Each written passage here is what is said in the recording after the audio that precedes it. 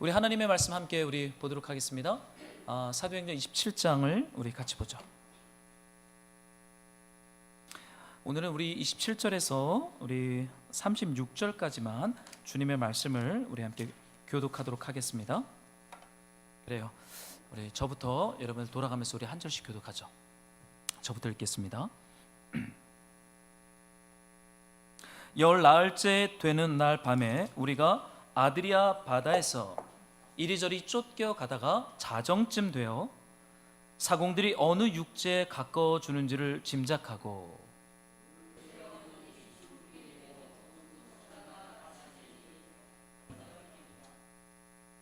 암초에 걸릴까 하여 고물로 단 넷을 내리고 날이 새기를 고대하니라.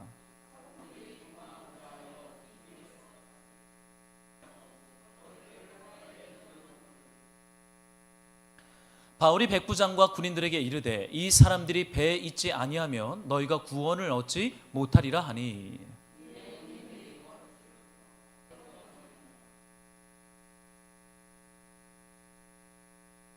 날이 새어가매 바울이 여러 사람에게 음식 먹기를 권하여 이르되 너희가 기다리고 기다리며 먹지 못하고 줄인지가 오늘까지 열나흘인즉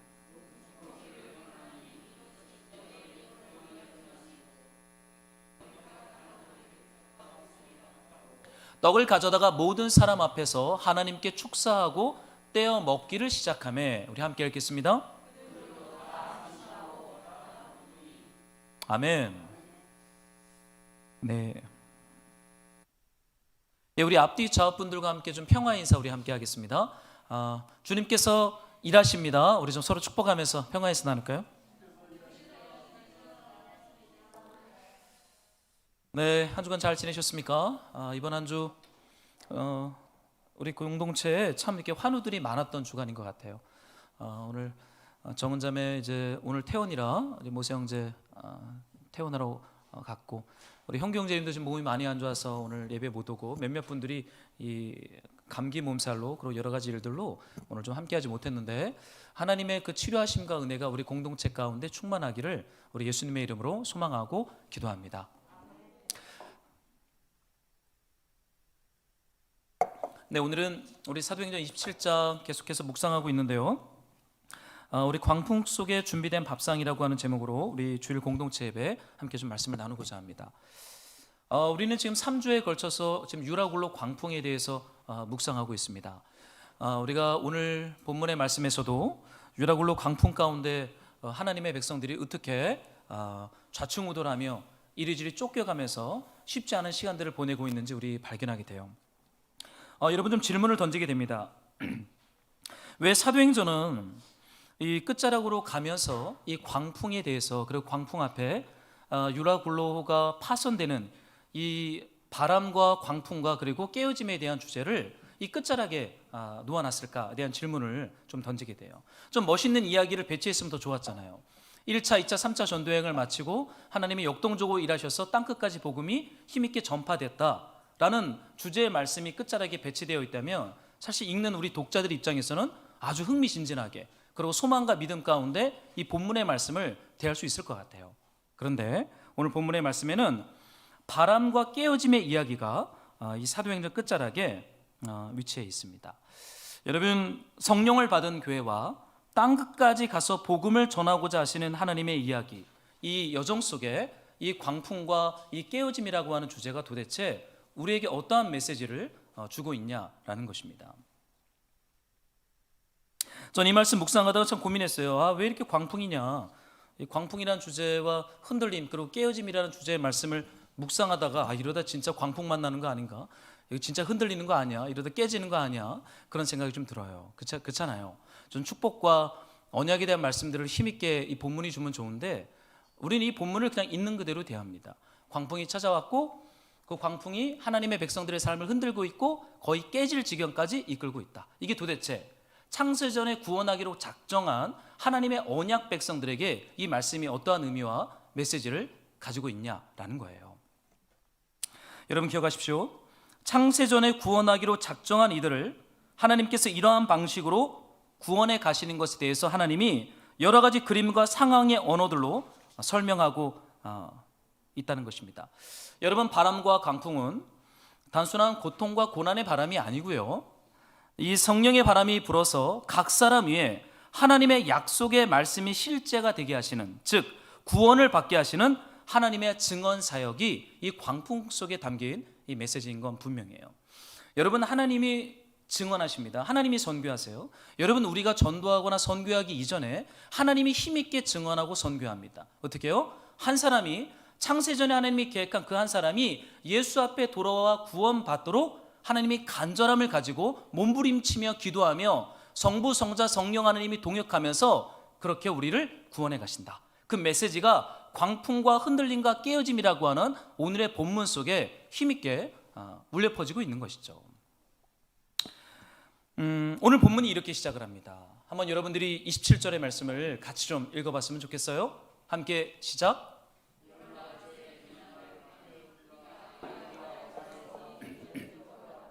자정쯤 되어 사공들이 어느 육지에 가까워지는 줄을 짐작하고.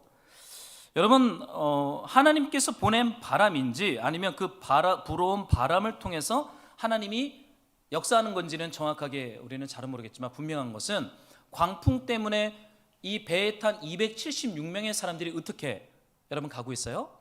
이리저리 쫓겨가고 있어요. 이리저리 쫓겨가고 있다. 저는 이 말씀 참 많이 묵상했어요.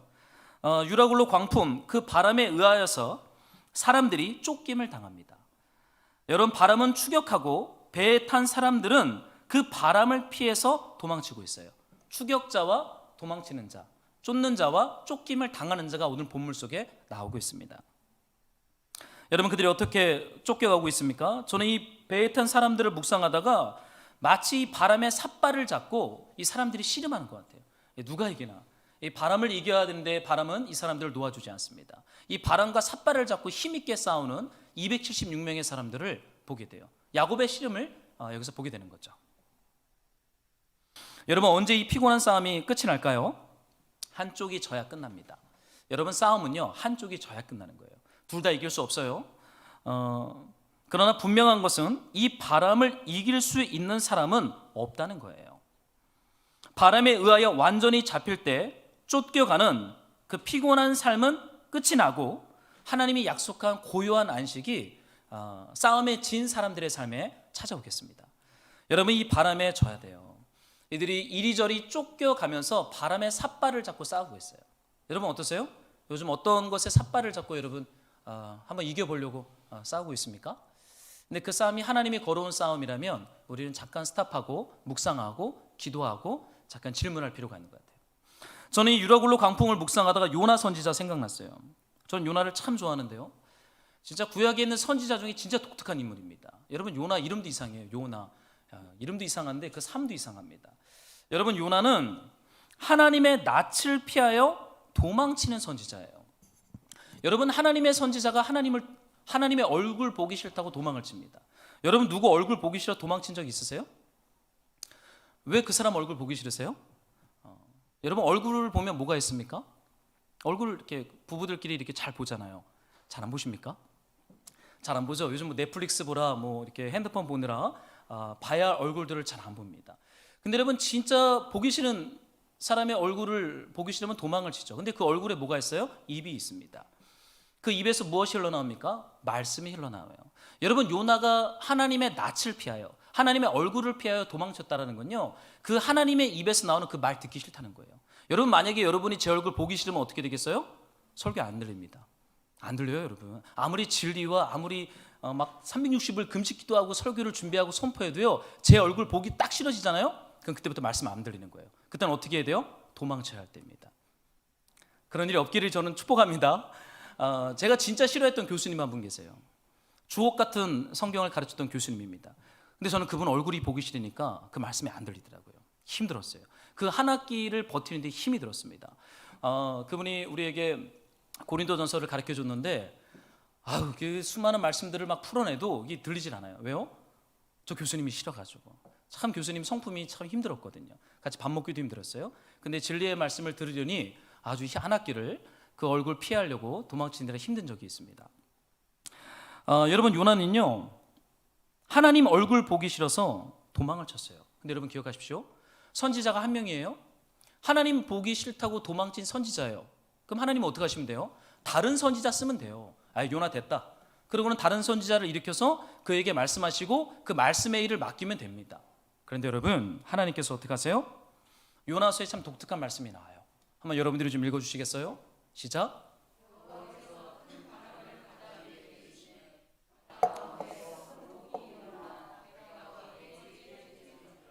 여러분, 하나님께서 큰 바람을 바다 위에 내리셨다라는 말씀이 구약 성경에 나옵니다. 우리 사도행전을 묵상하고 있지만 여러분, 조금 본문의 문맥이 달라요. 이 요나서에 나오는 요나는 하나님의 뜻을 거역함으로 도망치고 있는 여정이고, 바울은 하나님의 뜻에 순종하려고 바다 위에 뛰어든 사람입니다. 상황이 달라요. 그런데 요나가 하나님 싫다고, 하나님 얼굴 싫다고, 그 말씀 듣기 싫다고, 그 말씀에 순종하기 불편하다고 도망을 쳐요. 어디를 향하여 도망을 쳐요? 땅끝. 땅끝이 어디입니까? 그 당시에는 스페인이에요. 스페인 수도 다시스를 향하여 배를 타고 도망을 칩니다. 저가 하나님이면 요나 안 보죠. 아니 뭐 나 싫다고 간 사람 왜 잡아요? 그런데 하나님 어떻게 하세요? 바람을 보내요. 그냥 바람이 아니라 큰 바람을 바다 위에 내리심에 요나를 추격하기 시작합니다. 여러분, 나중에 우리가 요나서 묵상하면서 한번 구원에 대해서 우리가 한번 공부하면 좋겠는데, 여러분, 하나님이 추격하세요. 쫓는 자가 누구예요? 하나님이에요. 그런데 요나서에는 하나님의 모습이 등장하지 않고 바람만 등장합니다. 큰 바람이 요동을 쳐요. 배를 흔들어요. 근데 그 배가 어떻게 돼요? 거의 깨질 정도로, 깨트리진 않아요. 깨질 지경이 될 정도로 그 바람이 요나가 탄 배를 막 흔들어냅니다. 여러분, 요나는 하나님의 선지자예요. 말씀도 알고 기도도 많이 하는 사람입니다. 신앙이 좋은 사람이에요. 사역자급입니다. 사역자죠. 그런데 내 생각과 내 경험의 기준 속에서 옳지 않다고 생각되는 말씀이 하나님의 입에서 나오니까 그 얼굴 보기 싫다는 거예요. 하나님 이렇게 말씀해야 옳은 것이죠? 라고 고집을 부려요. 왜냐하면 하나님이 주신 말씀이 뭐냐면 진짜 원수 같은 니느웨에 가서 복음을 전하래요.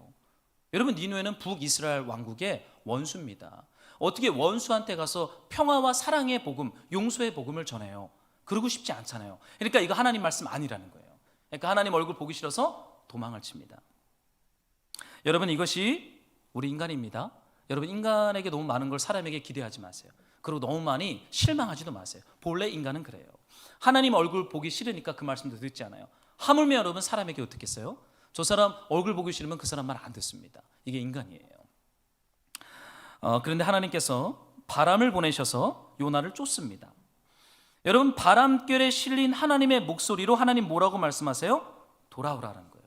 내게로 돌아오라. 내 말 좀 들어줘. 계속 말을 걸어요. 여러분, 말을 거는 사람이 강한 사람이에요. 여러분, 부부싸움하면 누가 먼저 말 거세요?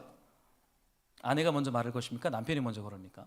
저는 보통 제가 먼저 말을 걸어요. 이렇게 한번 크게 싸움하고 나면요, 이렇게 냉기가 가정 안에 쫙 흐릅니다. 근데 그때 그 냉기를 깨는 첫 번째 말문을 여는 사람이 있어야 돼요. 성경은 이러한 사람을 키펄슨이라고 합니다. 열쇠를 가진 사람. 누가 말을 먼저 시작해요? 더 사랑하는 사람이 먼저 말을 해요. 안 사랑하는 사람은 뭐예요? 말 안 해도 손해볼 게 없어요. 그 사람 별로 안 좋아하니까. 참 이게 슬픈 사실이에요. 그죠? 저는 결혼 생활 15년 차인데 생활을 하면 할수록 참 슬퍼요. 왜냐하면 제가 지고 들어가야 돼요. 이게 참 독특한 거예요. 저는 제가 강한 줄 알았고 제가 힘 있고 제가 더 능력 있는 줄 알았는데 15년 차가 되니까 제가 먼저 말을 걸더라고요. 밥 먹자 그래요. 밥 먹은 지 2시간밖에 해도 밥 먹자. 할 얘기가 없어요. 뭐 15년째 무슨 말을 더 하겠어요. 커피 마시자 나와 이렇게 소리 질러요. 강한 척하죠. 그러나 그 강한 척 속에 있는 메시지는 뭐예요? 이제 그만 싸우자. 나를 용서해줘 라는 메시지를 던지는 거죠. 참 독특해요. 여러분, 하나님이 먼저 말을 거세요. 여러분, 이건 참 독특한 아이러니입니다. 우리가 먼저 말을 걸어야 되거든요. 우리가 먼저 회개하고 먼저 주님께 죄송했다고 말해야 되는데 하나님이 먼저 말을 걸어요. 직접 얼굴 보여줬다가는 그 인간 심판받아 진면당할 것 같으니까 하나님의 영광이 깃든 바람으로 주님이 주님의 마음과 주님의 사인을 세미한 바람결에 실어서 그 영혼의 마음을 놓고 하세요. 이제 집에 좀 돌아와라. 이제 내 말 좀 들어. 그래야 너 살아. 너 계속 이렇게 갔다가 너 죽는다 라고 주님이 바람결에 그 배를 흔들어요. 근데 요나가 얼마나 세냐면 배 밑으로 내려갑니다. 나중에 우리 요나서 묵상하겠지만, 그리고 거기서요 짐들이 실려있는 짐칸 구석탱이에 들어가 귀를 막고 잠을 자요. 자빠져 잔다라고 해야 이게 정확한 표현이겠습니다. 참 못된 사람이에요. 하나님이 말을 걸었으면 이제 좀 하나님 손을 잡고 하나 이렇게 돌아가면 되는데 싫다는 거예요. 얼마나 완고하고 고집세고 얼마나 강력한 자아를 가진 사람이에요. 여러분, 이것이 우리입니다. 그런데 어떻게 해요? 하나님이 진짜 강한 바람을 보내서 배를 흔들어 버려요. 그 배가 거의 깨질 지경이 되었다라고 말을 합니다. 근데 여러분 기억하십시오. 배를 깨는 것이 목적이 아니라 잠든 요나를 흔들어 깨워서 내 말 좀 들으라고 하는 하나님의 사인이 폭풍 가운데 담겨져 있는 우리 하나님의 메시지요, 하나님의 말씀이요, 하나님의 은혜인 줄로 믿습니다. 여러분, 추격자는 하나님이에요. 우리는 하나님 쫓지 않아요. 구하고 찾고 두드리는 존재는 우리가 아니에요. 성령께서 구하고 두드리고 찾으면서 우리가 하나님에 의하여 발견되어지도록 우리를 몰아가세요. 수동태입니다. 하나님에 의하여 발견되어지는 거예요. 우리가 하나님 찾는 거 아니에요. 여러분, 하나님께서요, 창세전에 구원하기로 작정한 사람들을 끝까지 쫓아갑니다. 여러분, 이게 은혜 아니겠어요? 우리가 뭐 얼마나 종교성이 있길래요? 우리가 얼마나 경건하다고요? 우리가 얼마나 진리를 추구하는 사람이라고요? 그렇지 않아요. 우리는 요나처럼 내 고집과 내 의에 똘똘 갇혀있는 사람이에요. 우린 별로 종교적이지 않아요. 우린 경건하지 않습니다. 그런데 하나님이 우리를 추격하세요. 언제까지요? 하나님의 바람에 잡힐 때까지요. 여러분, 하나님이 우리를 쫓을 때 그 바람을 피해가는 사람들의 삶을 사도행전은 이렇게 말합니다. 이리저리 쫓겨가다가. 사랑하는 말씀으로 동역자 여러분, 이리저리 쫓겨가는 것이 하나님의 은혜 아니겠어요? 여러분, 어떻게 구원받아요? 이리저리 쫓겨가다 구원받는 거예요. 뭐 달콤하게 은혜 받는 자리에서 은혜 한 번 받고 구원받는 게 아니라 우리네 인생 전체가 하나님에 의하여 이리저리 쫓김을 당하는 거예요. 몰아감을 당하는 거예요. 마태복음 13장에 보면 그물 비유가 나와요. 천국이 무엇이냐, 하나님의 나라가 무엇이냐를 가리키는데 거기 어떠한 비유의 말씀이 있냐면 그물이 있는데요, 물고기들을 몰아갑니다, 어부가. 그리고 그 그물에 물고기가 가득 잡혔다. 이게 천국이래요. 여러분, 생각을 해보세요. 도대체 이게 뭘 의미해요? 여러분, 하나님은 하나님의 바람을 보내서 하나님의 생명의 그물을 딱 치고 있어요. 그리고 글로 몰아가는 거예요. 그러고는 물고기가 그 그물에 완전히 잡혀서 더 이상 도망치지 못할 때 천국이 임했다라고 말하는 거예요. 하나님의 나라가 임했다라고 말하는 거예요. 여러분, 이리저리 쫓겨가는 거, 우리 입장에서는 쫓겨가는 것이지만 하나님이 생명의 그물로 우리를 몰아가고 있어요. 그러니 이리저리 쫓겨가는 거, 여러분 기억하십시오. 쫓기는 것이 아니라 인도함을 받고 있는 것입니다. 그러니 안심하셔도 돼요. 아, 이거 배가 깨지면 어떡하나, 이거 다 잃어버리면 어떡하나. 여러분, 살지 못할 정도로 깨트리거나 잃어버리지 않아요. 하나님은요, 우리에게 가장 좋은 것을 주시는 분이세요. 우리에게 생명과 아들과 구원을 주시는 분이세요. 그렇다면 그분이 우리를 바람으로 몰아가고 있다면 우리를 살리는 바람이요, 우리를 일으키는 바람이요, 우리를 주님의 생명의 그물에 완전히 사로잡히도록 하는 목적과 생명을 가진 하나님의 바람인 줄로 믿습니다. 여러분, 쫓겨가는 거 주님은 아무나 쫓지 않습니다. 창세전에 구원하기로 작정한 사람을 하나님이 이렇게 몰아가시는 거예요. 여러분 보세요. 아무리 죄를 많이 짓고 막 살아도요, 여전히 예수 앞에 못 돌아오는 인생들이 있어요. 여러분, 하나님이 몰아가셔야 돼요. 하나님이 구원하기로 작정하셔야 되는 거예요. 어떠세요? 여러분의 삶에 최근 이리저리 쫓겨가는 삶의 자리가 있습니까? 좀 어떠세요? 조급하거나 여유가 없는 그 영역이 있으세요? 여러분의 삶을 피곤하게 하는 바람이 있습니까? 여러분, 그 삶의 자리에서 이제 싸움의 삿발을 내려놓아야 할 그 영역은 무엇입니까? 그래요. 저는 누가 저를 괴롭히진 않아요. 제가 저를 괴롭힙니다. 누가 저를 괴롭히겠어요?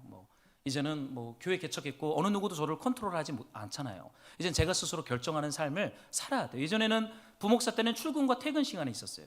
해야 할 업무가 있었어요.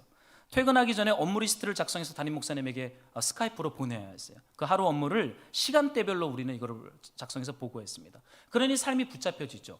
규모가 있죠. 근데 지금은요, 어느 누구도 제 삶을 괴롭히거나 통제하거나 컨트롤하거나 피드백하지 않아요. 누가 저를 괴롭히겠습니까? 제가 저를 괴롭히더라고요. 제가 저를 막 몰아가요. 이거 왜 내가 나를 이렇게 괴롭힐까? 깊이 묵상하다 봤더니 제가 교회 사역에서 성공하려고 몸부림치고 있는 저를 보게 된 거예요. 빨리 성공해야 되는데, 빨리 성공해야 되는데. 도대체 그 성공이 뭔지. 워낙 성공지향적인 삶과 가치관을 가지고 있는 저에게는 교회 사역도 성공해야 하는 어떠한 대상이 되어 있는 걸 저를 발견하게 됐어요. 이게 저를 괴롭히더라고요. 저는 보통 새벽에 금방 잠을 깨요. 잠을 깊이 못 잡니다, 요즘에. 왜냐면 어떠한 스트레스의 바람이 저를 강타하고 있더라고요. 근데 이것이 외부로부터 오는 고난도 아니고 어떠한 아픔도 아니고 고통도 아니고 제가 제 자신을 괴롭히고 있는 것을 좀 발견하게 됐어요. 그러면 제가 주님 앞에 질문하기 시작했죠. 이 싸움을 내려놔야 되는구나. 여러분, 하나님이 문을 열어주셔야죠. 그렇지 않아요? 하나님이 허락하셔야 되는 거지, 뭐 악다구니를 쓰고 싸움에 삿발을 잡고 이긴다고 한다고 해서 인간이 삶에서 성공하고 높이 올라갑니까? 여러분, 하나님이 열어주시고 허락해 주시는 것만큼 하나님은 저와 여러분의 삶을 선하게 그리고 부유하고 풍요롭게 구원의 자리로 인도해 가는 줄로 믿습니다. 여러분, 싸우지 마세요. 그 삿발 내려놓으세요. 악다구니 그만 쓰세요. 피곤합니다. 몸만 상해요. 마음만 상해요. 여러분, 주님께 맡기세요. 그리고 주님께 항복하세요. 오늘 본문에 봤더니 이리저리 쫓겨가다가 자정쯤 돼요. 이거 한밤이잖아요. 그러니까 내가 볼 때는 이 사람들이 한밤이 될 때까지 싸움을 한 거예요. 바람에 삿발을 잡고 이기기야 말이라 싸움을 합니다. 그러나 자정쯤 되어 그들이 어떠한 것을 짐작하기 시작해요? 어느 육지에 가까워지는 줄을 이제는 몸으로 느끼기 시작을 해요. 여러분, 싸움에서 이기는 거 아닙니다. 바람이 몰아가는 방향을 따라 그냥 마음과 삶을 맡기면 하나님이 약속하신 어느 한 섬에 걸리리라, 26절에서 약속했던 그 예언의 말씀이 성취되는 그 자리 가운데로 하나님이 우리를 인도해 가고 있다는 것을 알게 돼요. 언제요? 싸움을 내려놓을 때. 그래요, 하나님이 저와 여러분들을 인도하십니다.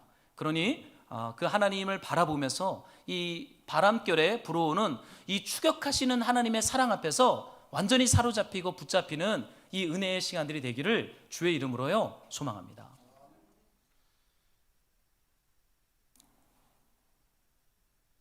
여러분, 29절에 이런 말씀이 있어요. 한번 여러분들이 좀 읽어줬으면 좋겠습니다. 29절 함께 읽을까요? 시작.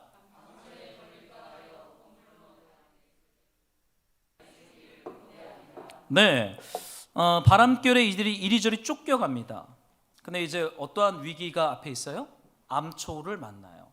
암초에 걸릴까 하여, 이제 육지에 가까우니까 이제 암초들이 육지 해변가 근처에 있는 것이죠. 그래서 이들이 할 수 있는 것을 합니다. 그게 뭐예요? 여기서 고물이라고 하는 데는 배 뒤편입니다. 이물은 배 앞편이에요. 그러니까 지금 뒤에서 바람이 배를 몰아가니까 빨리 몰아감을 당하지 않으려고 그들이 할 수 있는 납덩어리 무거운 걸 4개를 고물 배 뒤편에 내립니다. 바람에 밀려가지 않도록. 여러분, 위기를 만나면 할 수 있는 일들을 다 해야 됩니다. 여러분 어떠세요? 위기를 만날 때 여러분 어떻게 행동하십니까? 여러분, 위기를 딱 만나잖아요. 그러면 더 가치 있는 것과 별로 가치 없는 것이 명확해집니다. 이게 위기가 주는 어떤 독특한 현상들이에요.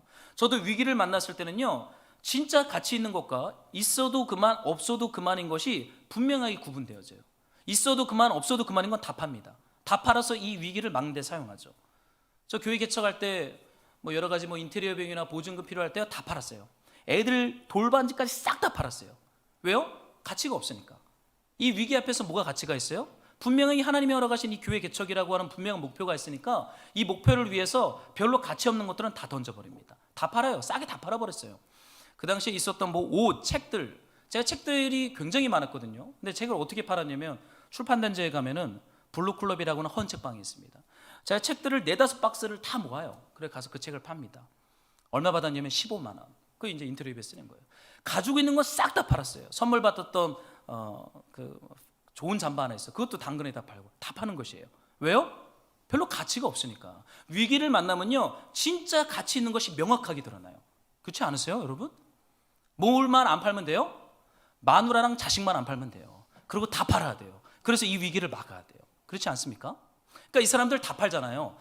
배 밑에 있던 짐들도 버려요. 배 기구들을 버려요. 이제 마지막은 뭐예요? 납덩어리 4개를 마지막 버리는 거예요. 근데 그리고 나서요, 여기 독특한 말씀이 나옵니다. 날이 새기를 고대하니라. 사랑하는 말씀으로 동역자 여러분, 위기 앞에서 우리가 해야 할 일을 다 해야 됩니다. 다 팔아야 됩니다. 위기를 막아야 됩니다. 그러나 그것만으로 안 된다라고 말하고 있어요. 날이 새기를 고대했다라고 할 때 이 고대하다라는 단어는 신약 성경에서 이 단어는 참 독특한 단어인데 제가 좀 이렇게 적어놨어요. 이 단어는 구하다, 원하다, 코마, 유코마라는 단어인데 기도하다, 즉 신을 불러내는 것을 묘사할 때 사용되는 헬라어예요. 고대하다 할 때는 이제 기도를 시작했다는 거예요. 여러분 무슨 말입니까? 즉 날이 새기를, 날이 새벽이 밝을 때까지 그들이 무엇을 했다? 기도했다라는 거예요. 근데 이 고대하다의 단어는 미알려 수동태예요. 무슨 말이에요? 날이 밝을 때까지 계속해서 지속적으로 기도했다.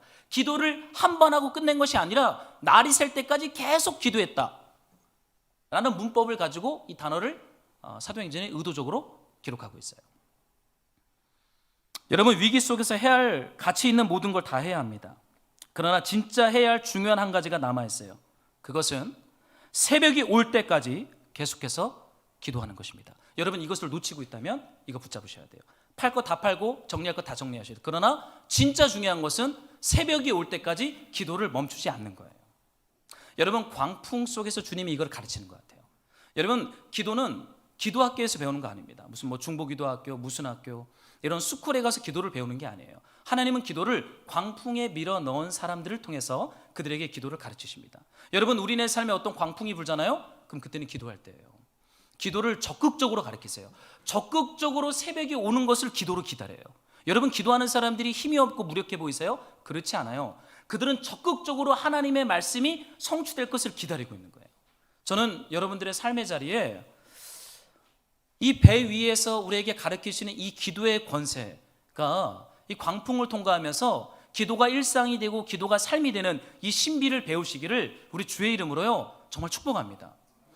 제가 이번 주 지난주죠 화요일날 우리 화요 성경 모임을 하는데 이번 주 우리가 함께 공부한 본문이 창세기 18장에서 22장이었어요. 아브라함을 요즘 공부하고 있어요. 이제 우리가 창세기를 공부하고 그걸 아이들에게 가르치고 있거든요. 근데 제가 이 아브라함 이 강의안을 제가 보통 월요일 오후 2시에 교회 와서 준비합니다. 제가 화요일 날 공부해야 되니까 제가 월요일 저녁까지 강의안을 준비를 해요. 근데 제가 이번 주 월요일 날 제가 매주 가는 사역이 있어 서울에 가서 예배 인도하고 성경 공부하고 그리고 이제 파주에 오후에 들어와요. 그럼 잠깐 쉬었다가 제가 교회에 와서 이 강의안을 창세기 본문을 읽고 묵상하면서 강의안을 작성을 해요. 근데 제가 이 아브라함을 강의안을 준비하다가 참 은혜를 받았어요. 제가 은혜를 받은 거예요. 18장부터 22장까지 이삭을 제물로 바치는 이 시험장까지 이 아브라함에서 그 이름이 아브라함으로 바뀌잖아요. 그리고 그 이름에 합당한 존재로 주님이 아브라함을 빚어가시는 장이 이 18장부터 22장 안에 가득 차 있어요. 근데 제가 이 본문의 말씀을 묵상하는데 어떤 말씀이 있냐면 하나님이 아브라함을 창세기 17장에서 아브라함으로 바꿔요. 열방의 아버지, 모든 민족의 아버지로 이름을 계명하십니다.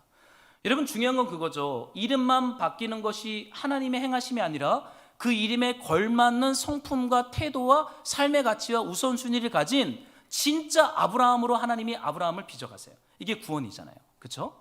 그런데 하나님이 창세기 18장에 가면 그 이름이 바뀐 다음에 이제 소돔과 고모라를 심판합니다. 근데 이 소돔과 고모라 심판 직전에 하나님이 아브라함한테 아브라함아 내가 저 도시를 심판할 거야. 먼저 알려주세요. 이거 참 독특하죠. 그러니까 아브라함이 이거 왜 저한테 말씀하십니까? 그러니까 하나님이 이런 말씀을 하세요. 여러분들이 좀 읽어주시면 좋겠습니다. 시작.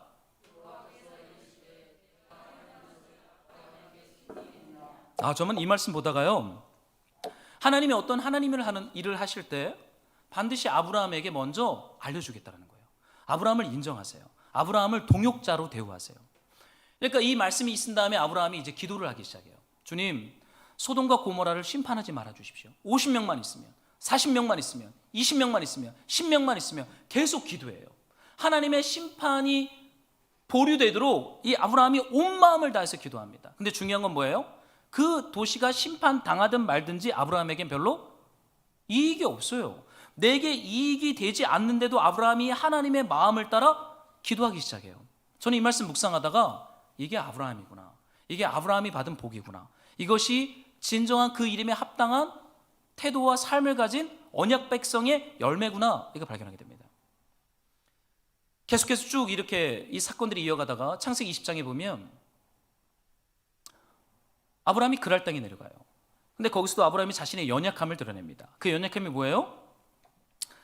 이방 땅에 왔으니까 너무 예쁜 아내가 옆에 있으니까 아내라고 말했다가는 자기가 죽임을 당할 거라고 또 생각했던 거예요. 두 번째 이 짓을 합니다. 애굽에 내려갔을 때 한 번 했고 또 하는 거예요. 여러분, 이런 남편 데리고 살 수 있겠습니까? 힘들겠죠. 다른 것도 아니고 나를 여동생이라고 속여서 자신의 목숨을 구제하려고 하는 저 남편을 어떻게 믿고 살아요? 그런데 그랄 왕이 이제 사라를 취하려고 했을 때 하나님이 꿈에 그랄 왕이 이렇게 얘기합니다. 그는 선지자라. 그가 너를 위하여 기도하리니 너가 살아날 것이다. 여러분, 연약함을 다 드러냈어요. 아내를 배반하는 행동을 했습니다. 그런데도 하나님은 아브라함을 그는 선지자다. 그가 너를 위해 기도하면 너가 살 것이다 라고 하는 아브라함 편을 들어주세요. 아브라함이 얼마나 기도에 힘과 권세가 있는 자인지를 이방 왕에게 자랑합니다. 그러면 17절에 봤더니 아브라함이 진짜 기도를 해요. 근데 물론 아내가 돌아왔습니다. 하나님 구원해 주세요. 아브라함이 하나님께 기도하며 하나님이 아비멜렉과 그의 아내와 여종을 치료하사 출산하게 하셨다. 아브라함이 기도를 했더니 이방왕 아비멜렉의 가정에 불임이 치료되어지고 생명의 잉태가 생겼다라고 말해요. 무슨 말입니까? 하나님이 지금 아브라함의 기도를 통해서 사망이 왕노릇하는, 불임이 왕노릇하는 이방 왕, 열방의 모든 민족들의 왕들 안에 하나님의 생명의 사건들을 일으키고 있다는 거예요. 여러분, 기도는 하나님의 언약 백성들에게 허락하신 권세요, 힘이요, 복이요, 세상에 하나님의 나라가 임하게 하시는 하나님의 통로, 도구인 줄로 믿습니다. 제가 월요일날 회사 사역을 마치고 좀 힘들어서 1층 라운지 카페에서 잠깐 혼자 참 차를 마시면서 쉬고 있었어요. 근데 한 분이 이렇게 잠깐 저를 찾아왔습니다. 그 회사에서 13년간 사업한 나이가 지긋한 권사님이셨어요. 이분이 오셔서 저는 커피를 마시다가 자기 얘기를 다 오픈하고 기도 제목을 부탁하셨어요. 그게 뭐냐면 둘째 아들이 10년 넘게 아이가 안 생기는 거예요. 오랜 시간 그 기도 제목을 저랑 나누고 기도했던 분이십니다. 또 여기 이 아들이 비트코인을 투자하다가 수억의 빚을 졌어요. 가정이 무너지죠. 아이는 안 생기고 비트코인 투자로 수억의 부채를 알았어요. 그래서 부모님 집에서 이 둘째 아들 내외가 같이 살아야 되는 그 고통의 시간을 통과하고 있었습니다. 근데 와서 저한테 그런 고백을 하는 거예요. 이제 아들이 전기 기사를 따서 울산에 내려가서 전기 사업을 하는데 이제 돈을 너무 잘 법니다. 그래요. 다행이라고. 이제 좀 다행이네요. 이제 몇 년만 더 하면 빚을 다 갚을 수 있을 것 같습니다. 그 고백을 해요. 너무 다행입니다. 그랬어요. 그리고 또 고백하기를 이제 며느리가 임신을 시험관으로 이제 됐다는 거예요. 그래서 끝까지 잘 열매 맺을 수 있도록 기도를 부탁하는 거예요. 근데 권사님은 저랑 오랜 시간 교제했던 분인데 작년에 이 갑상선 암으로 이제 암을 투병하면서 쉽지 않은 시간들을 보내고 있었어요. 그러면서 여러 가지 사업에 대한 빚으로 인해서 쉽지 않은 시간을 또 보내고 있었습니다. 근데 이분이 뭐 그런 얘기 잘 안 하다가 그날은 저한테 굉장히 좀 가난한 마음으로 울면서 자기의 기도 제목을 부탁을 했어요. 저는 종종 기도 제목 부탁을 받으면 제가 잘 기억을 못하기 때문에 제 다이어리에다 이렇게 좀 그 날짜에다 이렇게 좀 적어 놓습니다. 그래서 제가 그날 저녁에 교회로 돌아와서 이 아브라함을 공부하고 강의안을 작성하다가 제가 너무 은혜를 받았어요. 그리고는 다이어리를 펼치고 제가 기도하기 시작했어요. 기도가 힘이 있구나. 하나님 기도를 통해서 일하시는구나. 그렇다면 계속 기도하는 것을 멈추지 말아야겠다. 그리고 기도하기 시작했어요. 제가 얼마나 하나님 앞에 이 생명의 복으로 저를 충만하게 해달라고 강청했는지 몰라요. 여러분, 날이 새기까지 여러분 기도하기를 멈추지 마세요. 기도는 우리를 새롭게 하시고 우리에게 말을 걸어오시고 우리를 추격하시다가 우리에게 주시는 하나님의 언약 백성들에게 주시는 권세요, 복이요, 힘이요, 저는 축복인 줄로 믿습니다. 여러분 할 거 다 하셨어요? 이제 뭐 팔 거 다 팔았고 버릴 거 다 버리셨어요? 하나 남았어요. 이제는 예수 그리스도의 이름으로 기도하는 것입니다. 여러분 예배당 꼭 오지 않아도 기도할 수 있어요. 퇴근하고 집에 가서 기도할 수 있어요.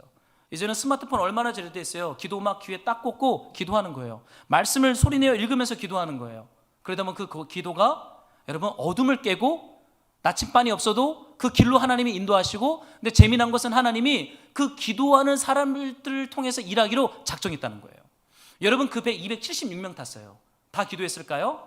아니에요. 바울의 말을 받은 소수의 사람들만 기도했을 거예요. 여러분 1%만 기도해도 돼요. 한 사람만 기도해도 돼요. 3-4명만 기도해도 여러분 그 배는 난파되지 않아요. 반드시 가야 할 약속의 땅으로 인도함을 받게 될 줄로 믿습니다. 여러분 하나님은 소수의 사람들과 일해요. 제가 모셨던 담임 목사님 가끔 전화 와요. 이제 뭐 은퇴가 몇 년 안 남으셨죠. 이제 개척하고 뭐 지금 교회가 매우 커졌어요. 이번 주도 한번 제가 지난 주일 잠깐 청년 신방이 있어서 제가 잠깐 가산 디지털 단지를 갔는데 청년이랑 밥 먹고 제가 파주 돌아는 전화가 오셨어요. 어디냐? 그랬어요. 목사님 좀 청년 신방 중이에요. 그랬더니 이런저런 말씀을 하셔요. 교회는 잘 세워지고 있냐? 예, 목사님 그래도 이제 올해 첫 월급을 받았습니다. 그러니까 박수를 치시더라고요. 야, 이제 너가 월급을 받냐? 가끔 저한테 후원금을 많이 보내주셨어요. 그래서 제가 목사님한테 그랬어요. 이제 후원금 보내지 않으셔도 돼요. 제가 얘기를 했어요. 근데 목사님 그래요. 아니야, 절대 교회 재정팀한테 그 후원금 받는다는 얘기하지 말고 그거 받아서 너랑 애들만 써, 그러시는 거예요. 얘기하지 말래요, 재정팀한테. 그래서 제가 근데 저는 얘기할 거예요. 그래서 목사님이 안 보내셔도 돼요. 그랬어요. 그랬더니 그럼 내가 조금 보내니까 애들하고 맛있는 거 사 먹으라 그래요. 근데 목사님 그런 얘기합니다. 이분이 이제는 대형교회 담임 목사라서 그런지 여러 신학교들의 이사로 지금 재직을 하고 계셔요. 근데 저한테 그런 얘기를 합니다. 전도서 구하기 힘들 걸 그래요. 무슨 말씀이에요? 그랬더니 여러분, 지방에 있는 신학교들은요 이제 신학생들이 모이질 않는데요. 이분이 한 지방의 신학교 이사로 계시는데 그 이사장이, 총장이 교직원들 줄 월급을 구하려고 교회들을 뛰고 있다는 거예요. 여러분, 신입생들이 모이질 않아요. 여러분, 서울에 있는 신학교들도요 이젠 경쟁률 없어요. 총신대 1대1이 안 됐어요. 0.7점 몇 대 1이 되었어요. 물론 장신대가 지금 1.4.5대 1로 올해 이렇게 됐어요. 아마 내년쯤 되면은 이제 경쟁률 모든 신학교 없어질 겁니다. 이제는 공부 못하는 꼴통도 입학원서 넣으면 들어가는 시대가 될 거예요. 여러분, 하물며 지방 신학교 어떻게 했어요? 통폐합되고 있어요. 이제는 교직원들 월급을 못 준대요. 여러분, 교회들의 입장에서는 이게 큰 광풍이에요. 사역자를 못 구한대요. 근데 목사님 저한테 그런 얘기예요. 근데 최 목사 기회야 그러는 거예요. 뭐가 기회예요, 목사님? 그런 얘기 하셔요. 거기는 교육부가 유치부, 미취학부, 아동부, 중고등부 여러 교육부들이 다 전임 사역자들, 목사들이 사역자로 있어요. 근데 2, 3년 안에요 이제 전문 신학교 출신의 목회자들을 다 내보낼 거라는 거예요. 그럼 목사님 그 어떻게 사역을 돌립니까?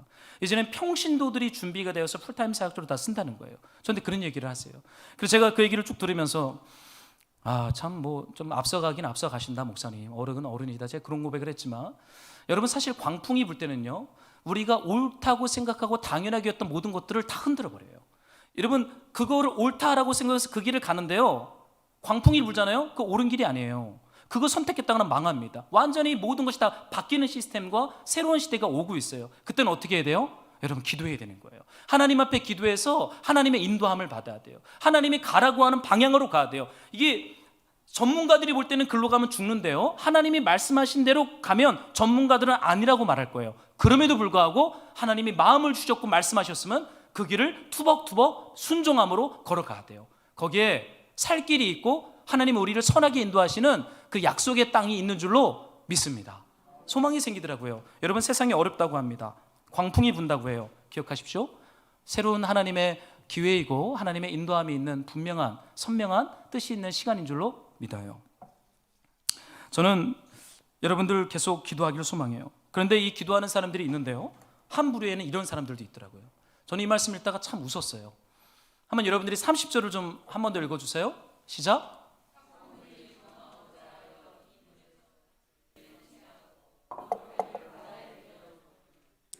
여러분 한번 보세요. 사공들, 소수의 사공들이요 목적은 도망치는 거예요. 그런데 그 도망치는 방식이 어때요? 독특합니다. 이물은 배 앞편이에요. 고물, 배 뒤편에 단 4개가 내려져 있죠. 거기 사람들이 많이 쏠려 있는 거예요. 왜요? 배가 앞으로 가면 안 되니까 뒤쪽에 무게추를 실어야 되니까 사람들이 다 뒤쪽에 가 있어요. 근데 이 사공들은 전문가 집단입니다. 바다와 배에 대해서 누구보다 전문 지식과 경험을 많이 쌓은 사람들. 이들이요 배 앞쪽에다가 납덩어리를 내리는 척 하면서 뭐래요? 거룻배를 몰래 띄웁니다. 왜입니까? 도망치려고. 저는 이 말씀 읽다가요 좀 놀랐어요. 어떻게 전문가들이 저럴 수 있는가? 여러분, 하나님은 전문가들에게 기도를 맡기는 것 같진 않아요. 하나님의 말씀을 듣고 순종하는 사람들에게 생명과 구원을 일으킬 그 생명의 기도를 일으킵니다. 여러분, 너무 우리네 삶 속에 경험되어지고 축적된 그 전문 지식들과 경험들이 때론 하나님의 뜻을 거스르게 하는 경우들이 있습니다. 우리네 삶에 경험되어진 것들, 전문 지식들, 옳다고 생각하는 그 지식들로 하나님의 구원으로부터 멀어지는 거예요. 그 배에 타야 구원을 받거든요. 그 배를 넘어서면 안 돼요. 그 배에 있는 사람들만 구원을 받아요. 근데 이 사람들이 자신들의 전문 지식으로 볼 때는 탈출해야 되는 거예요. 도망쳐야 되는 거예요. 그 전문 지식과 경험으로 광풍을 만난 사람들을 돕거나 섬기지 않고 자신들의 이리와 이득을 위해서 닻을 내리는 척하면서 도망칩니다. 여러분, 전문가 그룹은 가장 효율적이고 이익을 극대화할 수 있는 것을 선택합니다. 그러나 하나님의 말씀은요, 효율성과 이익을 담보하지 않고 어떻게 거룩해질 수 있는지에 대하여 방향을 보여줘요. 여러분, 하나님 말씀에 순종하면 반드시 이익을 보는 건 아니에요. 그러나 하나님 말씀에 순종하면 거룩해질 것입니다. 여러분, 이게 말씀의 목표잖아요. 전문 지식은 효율과 이익의 극대화를 가리켜요. 그러나 하나님의 말씀은 우리를 거룩하게 하는 자리에 우리를 있도록 견인해 가십니다. 여러분, 누구의 말을 듣겠어요? 하나님 말씀을 듣겠어요? 아니면 효율과 이익을 보장하는 전문가들의 말을 듣겠어요? 여러분, 거룩해지는 길을 선택하세요. 때로는 불이익도 있고 어려움도 있겠지만 그 길이 사는 길이요, 그것이 영광의 길이요, 그것이 우리가 걸어가야 할 믿음과 순종의 길인 줄로 믿습니다. 저는 이 말씀 묵상하다가 여기 모모하는 채하고 닻을 내리는 채하고 참 독특하다. 여러분이 모모하는 채하고 이 단어는 신약 성경에 많이 등장하는 단어입니다. 여러분, 예수님께서 바리새인들과 사두개인들에게 혼을 낼 때 사용했던 단어 기억하세요? 이 외식하는 자들아. 여러분, 겉모습과 속사람이 다른 것, 겉모습과 속이 다른 것을 모모하는 채하고 외식이라는 단어를 쓰고 있어요. 여러분, 이 사람들은 겉으론 사람들을 위하는 척했지만 실상은 도망치는 길을 찾았죠. 겉모습은 화려한데 속은 무덤처럼 썩은 상태가 바로 이 사공들의 모습입니다. 여러분, 경건의 모양은 없어도 돼요. 너무 경건의 모양을 쫓지 마세요. 뭐 직분, 뭐 타이틀, 저는 뭐 목사라는 직분도 있지만 여러분, 이거 경건의 모양이잖아요. 이거보다 더 중요한 것은 경건의 능력입니다. 여러분, 직분은 없어도 기도의 권세는 여러분 잃어버리지 마세요. 동네 작은 교회를 다녀도 말씀 묵상의 권세는 잃어버리지 마세요. 헌금을 많이 안 해도 예배의 기쁨과 즐거움을 빼앗기지 마세요. 여러분, 이 속에 있어야 이 생명의 알맹이들이 꽉 차 있어야 돼요. 겉모습은 전혀 중요하지 않아요. 겉모습이 무슨 뭐 깡통이든 흙이든 뭐 다이아몬드든 전혀 중요하지 않아요. 그 속 사람이 가득 차 있는 이 생명의 복, 여러분 이 자리에 여러분 있으세요. 여러분, 말씀의 전문가가 되지 마시고 말씀을 좋아하다가 말씀에 순종하는 삶을 사세요. 여러분, 기도에 대해서 말하지 마시고 기도를 하세요. 여러분, 교회에 대해서 말하지 마시고 교회를 세우세요. 저는 이 사공들을 보면서요, 너무나 빈곤한 사람들, 너무나 불쌍한 사람들인 것을 발견해요. 여러분, 제가 목사인 척하면서 제 안에 말씀과 기도의 권세가 없다면 그 얼마나 불쌍한 사람이에요. 나 목사야 그러는데 뭐 누가 인정해요? 여러분, 아무도 안 인정해요. 이제는요, 목사든지 뭐든지 그거 아무 상관없습니다. 중요한 것은 그 이름에 걸맞는 생명의 알맹이가 가득 차 있는 그런 교회, 성도, 신자, 그런 권세 있는 삶으로 저는 여러분의 삶이 정말 가득 차기를 저는 소망해요. 바울이 이렇게 얘기합니다. 32절인데요. 여러분들이 한 번만 더 좀 읽어주시면 좋겠어요.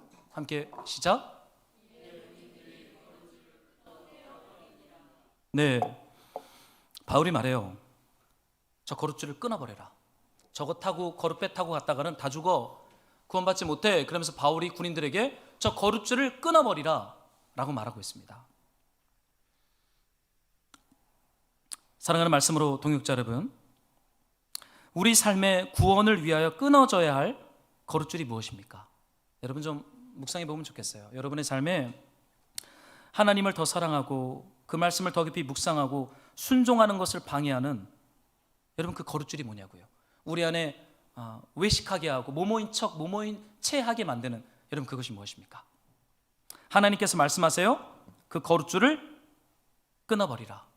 거룩함을 좀먹고 하나님과의 관계를 멀어지게 만드는 그 삶의 습관들을 끊으라고 말씀하세요. 여러분 그래야 삽니다. 사랑하는 말씀으로 동역자 여러분, 저는 이 사람들 보다가요, 아니 어떻게 이렇게 겉과 속이 달라졌을까? 속이 텅 빈 빈수레가 되어버려 있어요. 근데 바울이 이들에게 거룻줄을 끊어버리라고 말하면서 마지막 권면의 말씀이 이렇게 나옵니다. 제가 좀 읽어드릴게요. 날이 새어가매 바울이 여러 사람에게 음식 먹기를 권하여 이르되 너희가 기다리고 기다리며 먹지 못하고 줄인 지가 오늘까지 열나흘인즉. 여러분, 먹지 못하고 줄인 지가 오래되었다라고 말을 하고 있어요. 여러분 어떠세요? 하나님의 은혜와 하나님의 사랑과 말씀을 먹지 못하고 혹시 줄인 지가 오래되진 않았습니까? 그냥 예배드리는 체하고 기도하는 체하고 혹은 신앙인인 체하는 이러한 이 길을 걸어가다가 혹시 진짜 먹어야 할 이 생명의 양식을 못 먹어서 굶주리고 줄인 지가 오래되지 않았는지. 여러분 그렇죠? 홍수 때 마실 물이 많은 것 같지만 먹을 게 없대요. 여러분 오늘날 우리가 예배를 드리고 신앙생활을 하지만 어쩌면 예수 그리스도와 관계를 하면서 먹어야 할 이 생명의 양식을 먹지 못하고 줄인 지가 오래되었는지 모르겠어요. 그래서 각자 살 길을 찾아 떠나는, 내가 내 구원을 담보해야지만 구원을 받을 것 같은 두려움 때문에 무언가 거룩한 척하며 거룩줄을 내리고 있는 그러한 길을 우리가 가고 있는지 저는 이 말씀 묵상하면서 좀 저를 좀 돌아보게 되었습니다. 이를 권하노니 이제 밥 먹으라는 거예요. 여러분 이제 드셔야 됩니다. 이제 생명의 양식을 직접 드셔야 돼요. 직접 기도하셔야 돼요. 직접 말씀 앞에 앉아 있어야 됩니다. 예수와의 생명의 관계 가운데로 들어가셔야 합니다. 사랑하는 말씀으로 동역자 여러분 기억하십시오. 광풍 속에서 하나님이 우리를 쫓아오고 있으세요. 배가 깨질 때까지 흔들리기도 하지만 여러분 기억하십시오. 밥 먹으라고 깨우시는 아버지의 음성이에요. 우리를 흔들어 깨우는 거예요. 밥 먹으라고. 왜냐면 너무 앙상해졌어요. 안 먹은 지 오래되었어요. 여러분 있는 척, 강한 척, 지혜로운 척, 성령 충만한 척 하지 않으셔도 돼요. 그냥 배가 고프고 영혼이 곤고하고 말라 있으면 이제 광풍 중에 부르시는 아버지의 음성을 따라 여러분 예수님께 가세요. 예수님 생명의 떡을 주세요. 간단하게 기도하세요. 우리 뭐 강한 척 할 필요 없습니다. 먹고 마시는 중에 배가 부르며 안심하게 되어 이제 기도를 배우게 될 것입니다. 이 광풍에서 주어지는 하나님의 은혜와 축복들이 이번 한 주 저와 여러분의 삶에 충만하기를, 그래서 참으로 안심하고 배부르게 되어지는 이 은혜가 있기를 예수의 이름으로 축복하고 소망합니다. 우리 말씀을 붙잡고 함께 좀 적용 찬양하고 우리 기도했으면 좋겠어요. 우리 아까 예배 때 고백했던 주 앞에 나와 우리 이 찬양을 좀 같이 고백합시다.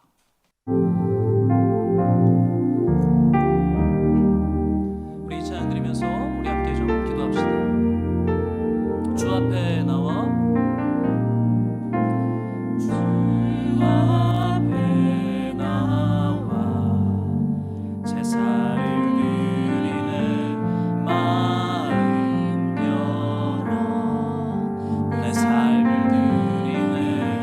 주를 봅니다.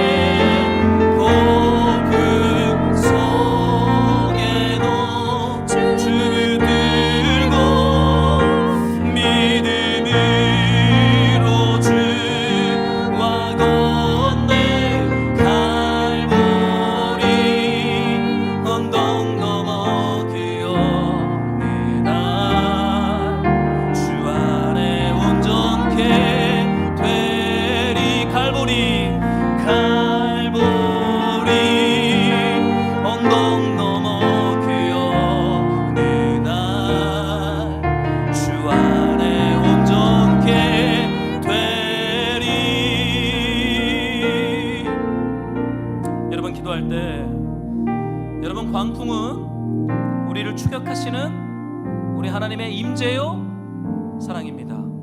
배를 깨트리는 것이 목적이 아니라 우리를 흔들어 깨워서 밥 먹으라고 말씀하시는 아버지의 외침이에요. 이제 밥 먹을 때라는 거예요. 이제는 좀 살아있는 척, 은혜가 있는 척, 거룩한 척, 경건한 척 하지 말고 배고프면 우리 하나님의 그 말씀 앞에 나와 기도하고 말씀 보며 부르짖으며 회개하며 살아나라고 말씀하십니다.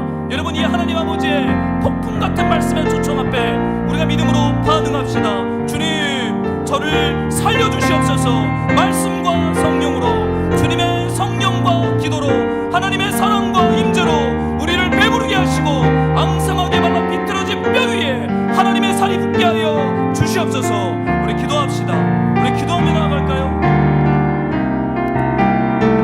주님 우리를 살려주시옵소서. 우리가 먹지 못해 앙상하게 마른 메마른 뼈처럼 주님 앞에 도망치고 살아있는 척, 지혜로운 척, 경건한 척 하지만 하나님의 은혜와 말씀과 생명이 없는 앙상한 뼈와 같은 존재가 되어버렸사오니 하나님의 성령이 우리에게 임하소서. 사랑하는 권속들에게, 사랑하는 권속들의 심령에, 가정의 마음에 하나님의 생명의 말씀 살아나게 하시는 그 사랑의 임재를 충만하게 부으소서.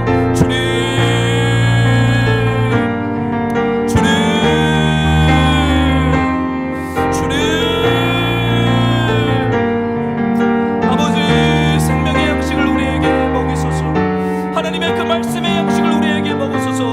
예수 그리스도 안에 거하며 힘있는 기도의 권세로 일어나 걸을 수 있도록 성령 하나님 우리에게 임재하소서. 주님 앞에 도망치려고 하는 모든 거룩줄들을 끊어버리시고 오직 하나님의 말씀 앞에 사로잡혀 이제는 예수로 살고 예수로 죽는 하나님의 거룩한 백성들이 우리 안에 일어나게 하소서. 주님 아버지, 우리가 한 가지만 더 기도하기를 원해요. 그것은 우리 터키를 위해서 기도합시다. 우리 튀르키예 땅에 정말로 청천벽락과 같은 일들이 일어났어요. 하나님, 그 땅을 긍휼히 여겨 주시옵소서. 그 땅 안에 흐르는 이 재앙과 같은 이 저주와 같은 일들이 예수 그리스도의 보혈로 끊으시고 그 땅에 하나님의 돌봄과 은혜가 들어가게 하시고 하나님의 교회가 세워지게 하시고 이 일로 말미암아 그들이 예수 그리스도 앞에 나오는 구원과 돌봄과 은혜와 긍휼을 좀 우리 수만 명이 죽어가는 터키 땅을 위해서 우리가 예수 그리스도의 이름으로 같이 중보기도 합시다. 기도할까요? 주님 아버지 하나님, 그 땅을 예수 그리스도의 이름으로 축복합니다. 사랑하는 우리 아버지 하나님께서 그 땅 가운을 긍휼히 여기소서. 주님, 그 땅을 불쌍히 여겨 주시옵소서. 그 땅에 하나님의 돌봄과 구원이 임하기를 원해요. 우리 하나님, 그 땅에 임재하소서. 모든 저주를 끊으시옵소서. 예수 그리스도의 보혈로 그 땅을 치료하소서. 교회가 세워지게 하여 주시고 모든 우상 숭배가 끊어지게 하여 주시고 하나님 앞에 돌아오게 하여 주시고 그 땅에 필요한 것들을 공급하여 주시고 그 땅에 필요한 것들을 공급하여 주시고 아버지, 그 땅을 배부르게 하여 주시며 먹을 것이 없어 굶주린 그 땅 가운데 우리 아버지의 돌봄과 은혜로 주님 충만하게 허락하소서. 주님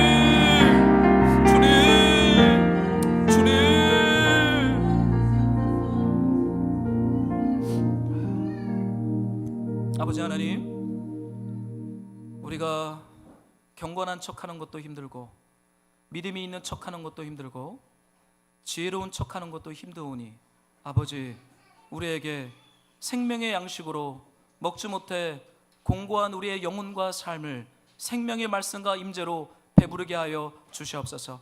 기도했습니다.